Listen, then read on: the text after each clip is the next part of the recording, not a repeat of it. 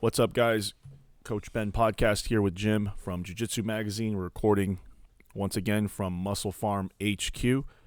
What's up, Jim? Okay, so this one's a divided house. The topic we're going to talk about today is the traditions of not washing your belt. Does it hold much value in the dojo, in the dojang, in the academy, the gym, whatever you want to call it? What's your take on this, Coach? All right. So thanks, Jim. I want to kind of create some classifications for since we're going to be talking about traditions quite a bit in the upcoming episodes. And if anybody has any additional traditions, especially of this type, please just comment below or just send me an Instagram message or something like that. But basically, I consider traditions to be either like something that's folklore, something that's to do with respect, and then the last would be like a cult tradition, right? So folklore based, respect based, and then more culty based, right? So I can't think of many others, but not washing your belt is like one of the few folklore traditions we have in jiu-jitsu, right? And my general take on any type of tradition is that traditions can be harmful or toxic, or they can be harmless, right? So bowing, for example, to me is a harmless respect thing. I don't mind it. We'll talk about that later in another episode. But not washing your belt, so the idea for anybody that doesn't know this is, why don't you describe it, Jim? Why do we not wash our belt in jiu-jitsu? Why are we told that? So the folklore, the superstition, whatever you want to call it, is based off of the old traditions of, when a student would come to a master, they would tie their uniform using a belt.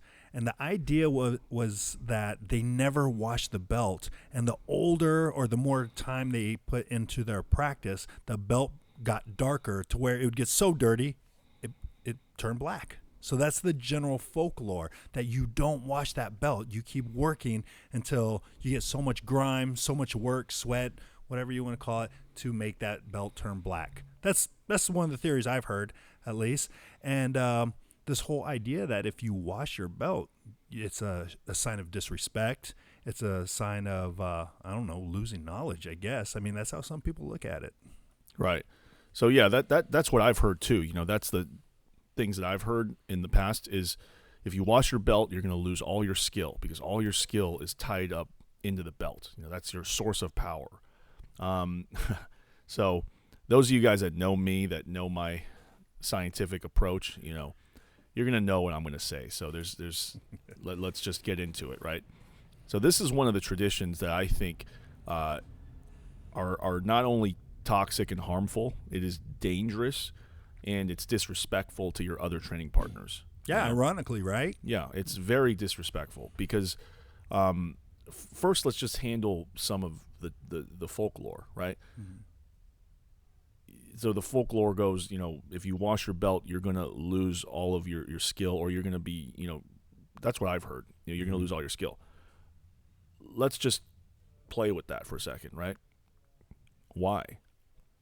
Right? Why? So if your instructor says, hey, never wash your belt because you're going to lose all your skill, or just your instructor says, never wash your belt, right? And then you say, why? And then your instructor says, because you're going to lose all your skill. And then you ask why. If the conversation ends right there, which it definitely should, then then don't listen, right? Wash your damn belt, And if you're in a place where you're not allowed to wash your belt, I'm going to be honest with you, you probably should leave, because the worst I've ever seen is there was an academy that I remember that they wouldn't let you wash the belt. It was a friend of mine training the academy. They wouldn't let you wash the belt. Like if they saw that you washed your belt, you would be like disciplined. Oh, right? Wow. Now that is the extreme, right? That's even worse than just, you kind of secretly not washing your belt, right? That everybody's not washing the belt, but just secretly not washing your belt is dangerous to me, and I don't allow that in my academy.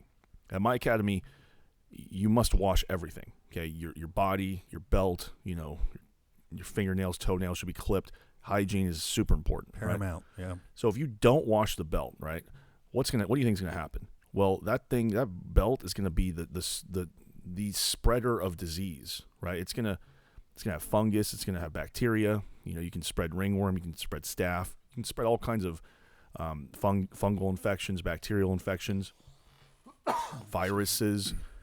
So just from a hygiene standpoint, if you don't wash your belt, you're going to train less.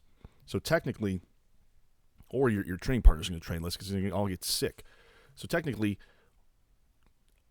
not washing your belt actually makes you worse, right? Yeah, there you go. I mean, it could literally jeopardize your mat time. Yeah. And if you're not on the mats outside of an injury or anything, what are you doing? You're kind of losing ground on getting your reps in, getting philosophies in, strategies, tactics, and muscle memory of drilling. You're losing time on the mat. So ironically, all of the reasons they tell you to are traditionally, you know, not wash your belt, it actually happens if you don't wash your belt, right? Practically, washing your belt is actually better for your skill development than not washing your belt, right? Because of what we just described. You're going to get your training partner sick with all kinds of infections because you're spreading it. And if they do the same to you, then you're going to be the same. You're going to have less time to train. So this is one of those traditions that I do believe are harmful, and it should be gotten rid of, right? This isn't like some harmless thing that for example, bowing to your sensei, right, or something like that. What's the harm in that? You're showing respect, great, sure. But this is one of these things where I've heard even like very respected, highly ranked black belts say this, and I'm going to be honest. I'm not going to sugarcoat this. It makes me cringe. It makes me doubt their critical thinking ability, and it makes me doubt their intelligence, to be honest, right? If you look, you can have certain beliefs that aren't rooted in science, right? Like faith, for example, is religion. These types of things. Your faith, your religion, your beliefs, that's your own thing, right? But why I'm okay with that and I'm not okay with this is because those things aren't inherently harmful, right? This is harmful not only for yourself, but you're endangering, the kids that train on those mats. You're endangering your training partners. Not to mention it's gross as hell, Right. So anybody that, and I challenge this to anybody who still believes this could be, I don't care who it is. It could be a 9th degree black belt. Mm-hmm. If you really believe that you shouldn't wash your belt and you have a good reason that isn't folklore, please, I'm open to the idea of learning why. This is one of these things where not only is my mind made up, I don't think there's any evidence that can be introduced that's going to make me change my mind. Right. I just don't think so. This isn't one of those things, right? It's not. It's to me, it's very objective. It's just one thing is harmful, which is not washing your belt. The other thing isn't, which is washing your belt. And there's absolutely no correlation between loss of skill or, your hair is going to fall out or, you're going to lose your ability to do something. There's no correlation, right? And what is crazy to think, what we're talking about is you could replicate this. The idea of not washing your belt, you could actually replicate the effects of it, under a microscope. So we're talking science here. I mean, whether it's bro science or not, we may not have the ability. We're not scientists or researchers, but it'd be safe to say that they can recreate the bad of what happens when you don't wash a belt. And it's not like it's unheard of where we hear of, you mentioned high-level practitioners. How about high-level academies that have been shut down or had to be, just kind of sanitized because of some sort of infectious outbreak? Whether people wash their belt or whether they have the philosophy of washing their belt, the idea that someone broke the chain of hygiene somewhere along the way that allowed a bacteria, fungus infection of some sort to infiltrate the mat room. You can kind of, I totally agree with that. You can kind of, anything that you make an exception for, right?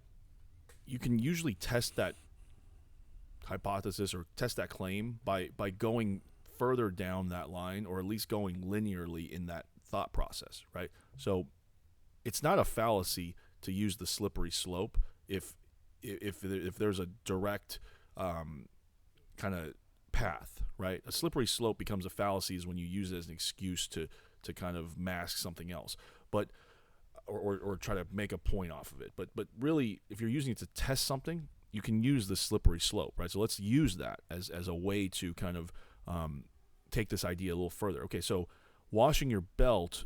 Let's just say the claim is washing your belt will cause you to lose some portion of your jiu-jitsu skill, right? Okay. So why is it the belt specifically? What about your gi? What if you don't wash your gi? Then maybe you can even retain more skill, right? Why don't we take that one more step further? Yeah. And why don't we just not wash ourselves either? Right? Because ultimately we are the person doing the jiu-jitsu, right? So if I don't wash myself, then maybe I will have the ultimate skill, right? And then maybe I'll force everybody else not to wash themselves either. You see how this can go real quick into ridiculousness? Yeah, and for I no-gi that example. Right, and for you no-gi outfits out there who just train no-gi, don't wash your rash guards. Don't wash your underwear. Yeah. Right? How about that? So you can see how just by using another piece of clothing, right? Forget the belt. The belt's supposed to be special. It's not special. Okay, I'm telling you right now, it's not special. I'm a black belt. Jim's a black belt. Nothing special about the belt. Okay, people should show you respect in their own way, just like you should show them respect because of your belt. But your belt does not give you powers. Washing your belt does not cause you to lose your powers. And more importantly, telling other people to not wash their belt without evidence other than folklore is ridiculous. And I don't really care if it's a 90-year-old red belt that's telling me to do that. Some of the most my grandmother is one of the oldest people probably in the world, right? She believes that if you drink cold water with food, that it will cause stomach cancer, right? Or ulcers or something like that. The Chinese word for cancer, ulcer is kind of similar. So it's ridiculous, right? It doesn't make any sense. And when you ask why, a lot of times she'll say, well, I read it in the newspaper. Right? Well, that's not evidence. Okay? So a lot of times when you ask these people why, they'll say, oh, well, that's just how it is. Well, that's not an answer. That's how it is. No, that's not how things are going to work, right? You have to have a rhyme or a reason to do things. And the rest of the day or the rest of the time you think about this, you should just use a system, right? Any kind of method of thinking, apply it to this, and you'll realize it's ridiculous. Use critical thinking, use the scientific method, and you'll understand it's ridiculous. I still am sure there's going to be people out there listening to this that are going to say, well, you know what you're talking about. Maybe I don't, but explain to me why. Explain to me why I'm wrong. Okay, so and again, I have students who have told me they don't wash their belt, and they're just not thinking. That's the truth. The truth is you're just not using your brain. Okay, sorry to break it to you guys. If you believe that and you think it through, you will come to the conclusion that it's ridiculous, and it needs to go. To be honest, it needs to go. All right, if I go to an academy and somebody's belt stinks, I'm gonna sniff around. If everybody's belt stinks, I'm out. I'm leaving. I'm not staying in this academy, right? So yeah, that's it. I think end of the day, wash your belt, please. Wash your belt. Yes, do it for yourself, do it for your training partners, and do it for the families of all of those just named. Because once you step off those mats, you go home, and you're going to bring those filthy viruses and yucks to your home and to other people's homes. So, if anyone listening has any other topics that you want addressed, man, just shoot them right there in the comment section. Shoot Ben an email or a direct message on his Instagram at CoachBZ. And we'd love to hear from you guys. Yep. Follow at Muscle Farm. Follow at Coach BZ at Jiu Jitsu Mag. And that's it. Thank you. Good one, Coach. Thanks. Thanks, Jim.